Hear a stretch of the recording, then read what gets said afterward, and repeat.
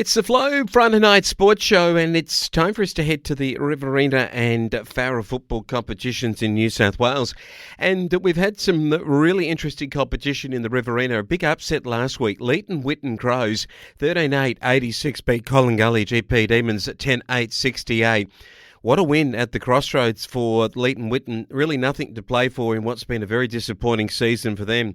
But Collingully, it was a big loss for them because it puts them at risk of not playing finals football, which would be very disappointing after they've had such a mid-season comeback to do so.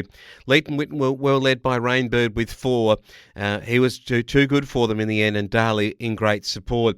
The GGGM Lions got over the lowly Griffith Swans 10-14-74 to 6-8-44. There wasn't a lot in this at halftime, and so I reckon the Lions probably doing what they had to do at Ganmain to get home, but the Swans were pretty competitive here, and Wilson with 4 and Watts with 3 for Ganmain, and while it was Neville, Wilson and Hamlin who played well for the Lions, and Griffith, they were led by Testoni's 2 goals.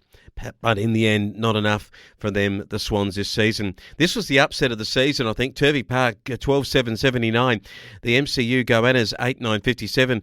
The boys from Mangleplar, they're going off the ball just a little bit, the Goannas. And Turvey Park have shown them something right here with a great win at Mar Oval.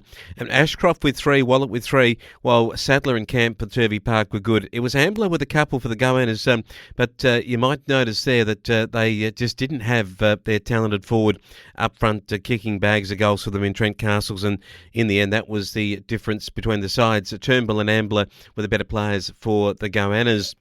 Over to other matches, and the Wagga Tigers 12-11-83 beat Narandra 8-5-53 at Narandra.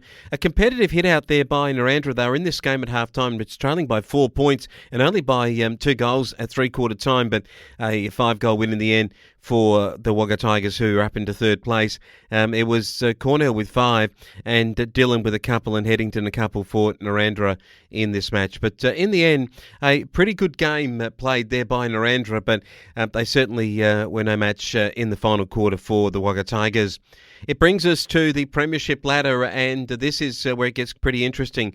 Top of the table are the Lions, then the Goannas, they're safe. The Tigers now almost safe at 9-5, and then Coolaman are at 8-6, and then after that, Collingully are 8-6, and that's where it gets interesting because you'd reckon that Collingully and Coolaman, when those two are battling it out, poor old Collingully gets 2 tough games too, and you'd reckon that it may just be that is Coolaman who've got to the top 4 there.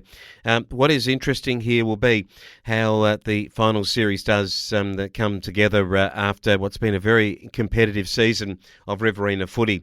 This week's round 17 matches, the MCU Goannas can get back to form. Collingully have to win. This is at Mangleplar, match of the round stuff. Collingully want to win and come back from what's been a disappointing loss last week. Goannas have got to get their mojo back too. I just think that they will at home, albeit they won't want to take the Turvey Park Bulldogs, the crosstown rivals, lightly in this comp because they could find Turvey Park surprised like they did last week.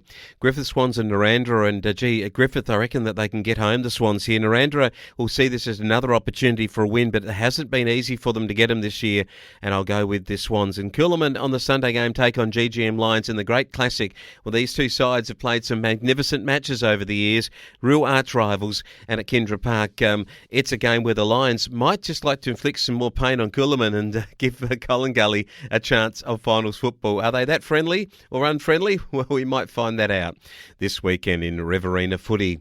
Over to Farah and last weekend's matches, East Wagga Karingal, too good for the Northern Jets, 13-9 to 8-8. It put the Jets' season out of commission, unfortunately for them, but the Hawks in good form. Other matches, Barellan 11-9-75 to Colliamberley Blues, 7-6-48. It was a good win for Charles Sturt for 15-6 to Tamora, 9-7. And a really great performance by the Rock Yarran Creek over the North Wagga Saints. They won 8-9-57 to 8-6-54. It was Williams with 3 for the Magpies, and Bud, Ridley and Adams and Bierman were the better players. Dennis with 4 for the Saints, and Winter and Dennis were the better players there for them. What that means is the Rock Yarran Creek have sealed their finals position. The ladder has Mara on top with 14-1. It's 12-3 to East Wagga Karingal Hawks, 10-5 9-5 to the Magpies, 10-6 to North Wagga Saints, with the Northern Jets 8-7, with just the one round of home and away matches now can't make the finals. It is Coleambally playing the Northern Jets for pride.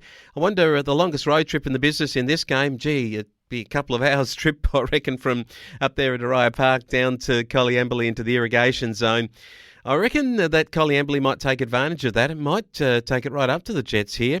East Wagga Hawks, Gumley, they should beat Charles Sturt. Maribumla should beat Barellin. And Temora take on the Rockyaran Creek. And while this is up at Nixon Park, the Rockyaran Creek, I guess, now they're finals bound. Probably you could take them lightly and not bruise-free football before finals. I guess they're not really sure whether they've got their full lineup in too. So we'll wait and see whether Temora are very competitive here. But I might just still stick with the Rockyaran Creek to prime themselves up for finals footy. It's a good weekend of Farah and Riverina footy.